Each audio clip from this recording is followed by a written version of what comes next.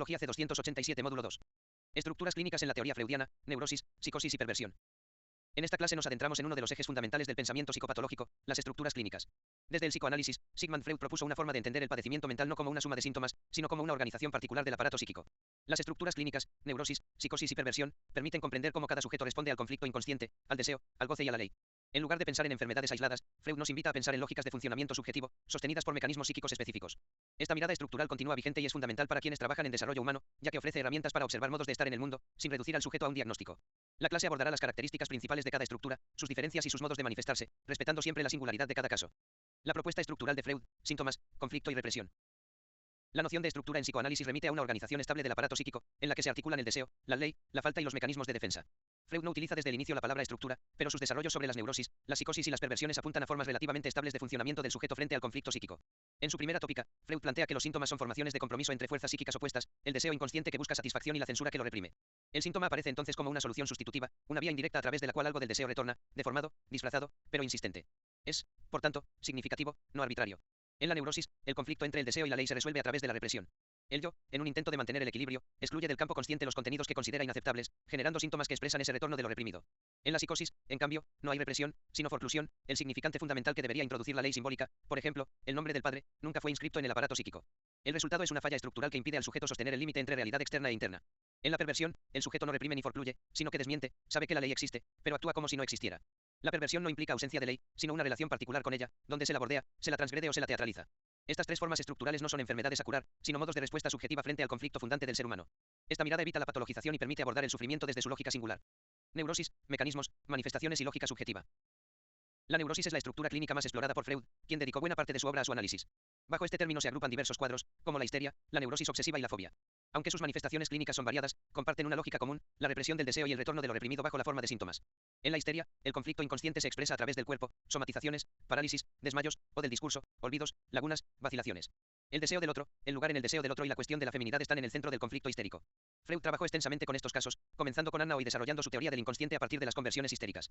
En la neurosis obsesiva, el conflicto se organiza en torno al control, la culpa y la duda. El yo intenta defenderse del deseo mediante rituales mentales, pensamientos repetitivos, prohibiciones internas. El obsesivo se encuentra atrapado entre el mandato y la transgresión, repitiendo infinitamente escenas internas que no logra resolver. El superyo actúa con fuerza, generando una severa autovigilancia. La fobia, por su parte, es una forma de desplazar el conflicto a un objeto externo. El sujeto teme algo que, en sí mismo, no representa peligro real, un animal, un lugar, una situación, pero que condensa una amenaza inconsciente. La evitación del objeto fóbico le permite al sujeto sostener una defensa parcial frente al deseo. Desde el desarrollo humano, comprender la lógica de la neurosis permite identificar signos de sufrimiento no como fallas, sino como intentos de resolver un conflicto subjetivo. Estas personas suelen sostener vínculos, proyectos y tareas, aunque con altos niveles de ansiedad, inhibición o somatización. La escucha respetuosa, la validación emocional y la posibilidad de nombrar lo que angustia son intervenciones valiosas en estos casos. Psicosis, ruptura con la realidad y reconstrucciones posibles. La psicosis es una estructura clínica que se caracteriza por una ruptura en el lazo con la realidad, a partir de una falla en la inscripción simbólica de la ley. En lugar de represión, como en la neurosis, en la psicosis opera la forclusión, el rechazo radical de un significante primordial, como el nombre del padre, que nunca ingresó en el aparato psíquico. Esta exclusión deja un agujero que, frente a ciertas situaciones desencadenantes, puede abrir paso al delirio, la alucinación o la desorganización subjetiva. Freud abordó la psicosis en textos como el caso Streber, donde analiza el delirio paranoico como una tentativa de restitución del orden simbólico. En este sentido, el delirio no es un mero disparate, sino una reconstrucción de sentido ante el colapso del mundo interno. El sujeto psicótico no niega la realidad, sino que crea otra, con una lógica propia, para restablecer cierta coherencia psíquica. Entre las formas clínicas más conocidas están la esquizofrenia, con alteraciones del pensamiento, lenguaje, afectividad y percepción, la paranoia, con ideas delirantes de persecución o grandiosidad, y los trastornos delirantes crónicos. También pueden incluirse los episodios maníaco-depresivos con componentes psicóticos. Desde el campo del desarrollo humano, el contacto con personas que atraviesan cuadros psicóticos exige prudencia, contención y articulación con dispositivos especializados. Sin embargo, también implica la posibilidad de reconocer recursos subjetivos, sostener la palabra, y evitar respuestas institucionales violentas o excluyentes. Entender la lógica de la psicosis permite no reducir al sujeto a su síntoma, y acompañar procesos de inclusión y autonomía posibles. Perversión, entre la ley, el deseo y la escena. La perversión es una estructura clínica que ha sido tradicionalmente malinterpretada y estigmatizada. Freud la aborda inicialmente en 3 ensayos para una teoría sexual, 1905, donde señala que las prácticas perversas no son en sí mismas patológicas, sino parte de la sexualidad humana. Solo se consideran perversas cuando se constituyen como la única vía de satisfacción, desplazando la meta sexual normativa. Desde una perspectiva estructural, la perversión se caracteriza por un modo particular de relación con la ley. El sujeto no reprime el deseo ni lo forcluye, sino que lo bordea. Reconoce la existencia de la ley, pero elige transgredirla, desmentirla o desafiarla mediante el acto perverso. Esta transgresión no es arbitraria, está organizada en una escena, donde el sujeto se ubica como quien satisface el deseo del otro o lo confronta directamente. Freud analiza figuras como el fetichismo, el sadismo y el masoquismo como formas de organización del goce. En todas ellas, hay una teatralización del deseo y un intento de suturar una falta estructural mediante el acto. En lugar de buscar el objeto de deseo, el sujeto perverso construye un escenario en el que se repite una escena primordial, donde se juega la relación con la ley, el goce y la castración. Desde el trabajo en desarrollo humano, es clave diferenciar la perversión como estructura clínica de las nociones morales o legales de perversidad. No toda conducta disruptiva o transgresora es perversa en sentido estructural. Tampoco debe confundirse perversión con violencia o delito. Comprender esta estructura permite abordar situaciones complejas con mayor rigor, evitando respuestas punitivas o estigmatizantes. Trastornos del estado de ánimo, tristeza, melancolía y manía desde una mirada psicoanalítica. Los trastornos del estado de ánimo constituyen una de las formas más frecuentes del sufrimiento psíquico en la actualidad. Esta clase propone un recorrido por sus principales manifestaciones clínicas, la depresión y los cuadros maníaco-depresivos, articulados con los aportes del psicoanálisis, especialmente la lectura freudiana de la melancolía. Se abordará la diferencia entre una tristeza esperable, como respuesta ante una pérdida, y un cuadro clínico de melancolía que puede llevar al empobrecimiento subjetivo. También se explorará el polo opuesto de la depresión, la manía, entendida como defensa frente al dolor psíquico. A partir de este recorrido, se busca que los estudiantes reconozcan cómo el estado de ánimo puede expresar procesos inconscientes, y que puedan acompañar a las personas desde una escucha empática, sin banalizar ni sobrediagnosticar. Asimismo, se brindarán herramientas para observar, contener y orientar situaciones de sufrimiento anímico en contextos comunitarios, educativos y territoriales. La tristeza como afecto humano y el trabajo del duelo. La tristeza es una emoción básica y universal que forma parte del repertorio afectivo de todo ser humano. Su aparición suele estar vinculada a experiencias de pérdida, la muerte de un ser querido, una separación, un cambio drástico, una frustración profunda. La tristeza permite el retiro momentáneo, la reflexión y la reacomodación psíquica frente a aquello que ya no está. Desde esta perspectiva, lejos de ser un estado negativo que debe eliminarse, la tristeza cumple una función estructurante en el psiquismo. Freud, en su texto Duelo y Melancolía, 1917, diferencia el duelo como proceso psíquico normal, de la melancolía como fenómeno patológico. En el duelo, el yo acepta la pérdida de un objeto amado y, aunque atraviesa un proceso doloroso, conserva la integridad de su identidad. El sujeto, poco a poco, desinvierte la carga libidinal que había depositado en el objeto perdido y la redistribuye hacia nuevos lazos, metas o intereses. Este proceso es lento, pero no altera el sentimiento de valía personal. En contextos de intervención comunitaria o educativa, es importante poder reconocer cuando una tristeza forma parte de un proceso de duelo saludable. Validar el dolor, ofrecer tiempo y espacio para la expresión emocional, y no apresurar una recuperación son actitudes clave. La escucha empática y la contención vincular pueden ser más efectivas que cualquier consejo o intervención directiva. Sin embargo, también es necesario observar si el proceso de tristeza se prolonga excesivamente, se intensifica o comienza a generar deterioro funcional. En esos casos, puede estar gestándose un cuadro melancólico o depresivo, lo que requiere una mirada clínica más profunda. Melancolía y depresión, lectura freudiana y clínica contemporánea. En Duelo y Melancolía, Freud describe la melancolía como un cuadro en el que el sujeto, frente a una pérdida, real o simbólica, no logra elaborar el duelo, sino que introyecta el objeto perdido en su propio yo, generando un ataque destructivo hacia sí mismo. A diferencia del duelo, en la melancolía el sujeto no dice he perdido a alguien, sino yo no valgo nada, soy despreciable, no merezco vivir. La crítica que debería dirigirse al objeto se dirige hacia el propio yo, generando una degradación interna que puede llevar a la inhibición, el retraimiento social, el silencio e incluso la ideación suicida. La clínica contemporánea reconoce distintos tipos de depresión, leve, moderada, severa, recurrente, distimia, entre otras. Sin embargo, el psicoanálisis insiste en que no basta con enumerar síntomas, es necesario comprender la lógica que subyace a ese estado anímico. En muchos casos, la depresión aparece como una respuesta ante un deseo imposible, un conflicto interno no tramitado o una deuda inconsciente no asumida. Desde la mirada freudiana, el superior desempeña un papel importante en la melancolía, se vuelve feroz, crítico y castigador. El yo se siente constantemente observado, culpable e insuficiente. No hay consuelo posible porque el conflicto no se sitúa en la realidad, sino en la estructura interna del sujeto. En el trabajo con personas que presentan signos depresivos, es esencial no forzar la activación ni minimizar el dolor. Frases como pone voluntad, ya va a pasar o salí a distraerte pueden agravar el sentimiento de incomprensión.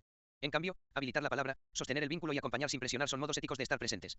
Y cuando el sufrimiento lo requiere, se debe facilitar el acceso a atención especializada en salud mental. El polo maníaco, euforia, negación y defensa ante el dolor.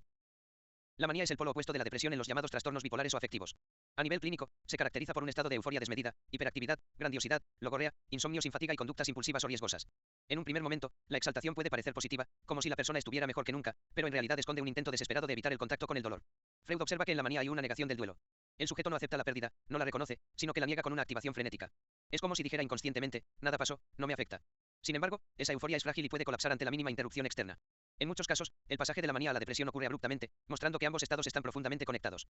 La manía puede presentarse también como una defensa ante el vacío interno. El sujeto se llena de actividades, habla sin parar, cambia constantemente de foco, pero en el fondo hay un intento de huida de sí mismo. Esta activación forzada puede conducir al agotamiento, al colapso y, en algunos casos, a situaciones de riesgo físico, económico o relacional. Desde el campo del desarrollo humano, es importante no interpretar la manía como simple energía o alegría, sino como una señal que requiere atención. Las personas en estado maníaco pueden mostrarse expansivas, seductoras o impulsivas, pero detrás de esa fachada puede haber una fragilidad psíquica importante. El acompañamiento debe ser cuidadoso, evitando confrontaciones y facilitando el acceso a dispositivos clínicos, especialmente cuando hay riesgo para la integridad del sujeto o de terceros. Intervención en contextos de sufrimiento anímico, claves desde el desarrollo humano. Los trastornos del estado de ánimo, como la depresión y la manía, requieren, en muchos casos, intervenciones clínicas especializadas. Sin embargo, quienes trabajan en espacios comunitarios, educativos o de promoción social también pueden desempeñar un papel fundamental en la detección temprana, la contención y el acompañamiento vincular de las personas que atraviesan este tipo de sufrimientos. En primer lugar, es importante observar cambios significativos en el estado de ánimo, el lenguaje, el comportamiento o las rutinas de una persona. Un adolescente que deja de asistir a clase, una mujer que deja de hablar en el grupo, un adulto que se aísla o comienza a expresar ideas de autodevaluación son signos que merecen atención. En segundo lugar, es clave no banalizar ni juzgar. La frase hay que tener ganas no ayuda a quien no encuentra sentido en su vida. Por el contrario, expresar que se está disponible, que se escucha, que no se exige una solución inmediata, puede generar un alivio profundo. Tercero, es necesario articular con equipos de salud mental. Muchas veces, las personas con cuadros depresivos o maníacos no buscan ayuda por vergüenza, por falta de recursos o por desconocimiento. Acompañar el acceso, explicar los pasos y sostener el vínculo mientras se inicia un tratamiento es parte del trabajo comprometido desde el desarrollo humano. Por último, se pueden promover espacios grupales, talleres expresivos, prácticas de autocuidado y redes de sostén que favorezcan la circulación del afecto y el sentido.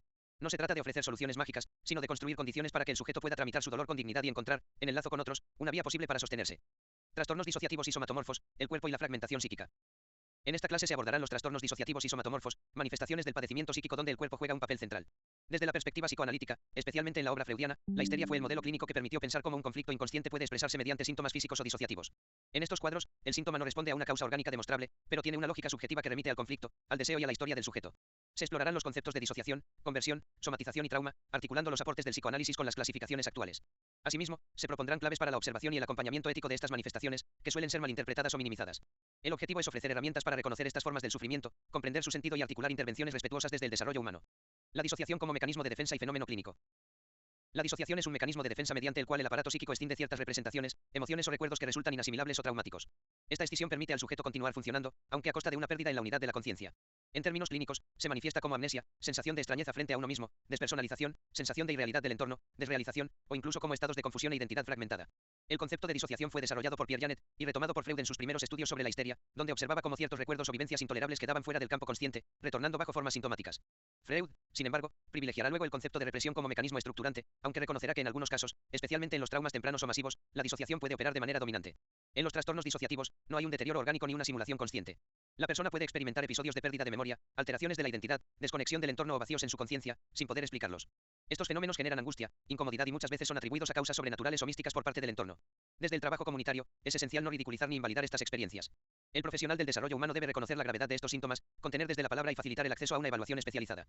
También puede ser clave en la articulación con redes de sostén, dado que muchas veces estos cuadros aparecen en contextos de vulnerabilidad, violencia o exclusión. Conversión e histeria, aportes de Freud al campo de lo somático. La conversión histérica fue uno de los fenómenos clínicos que llevaron a Freud a desarrollar su teoría del inconsciente. En su trabajo con Breuer, especialmente en el caso de Annao, observó que ciertos síntomas corporales, parálisis, ceguera, convulsiones, afonía, no tenían una causa orgánica detectable, pero sí un sentido simbólico. Estos síntomas eran, en realidad, formaciones del inconsciente que permitían expresar un conflicto psíquico reprimido. Freud define la conversión como el proceso mediante el cual una energía psíquica, ligada a una representación inconsciente, se transforma en un síntoma somático. Así, el cuerpo habla lo que no puede ser dicho, el síntoma se vuelve mensaje cifrado.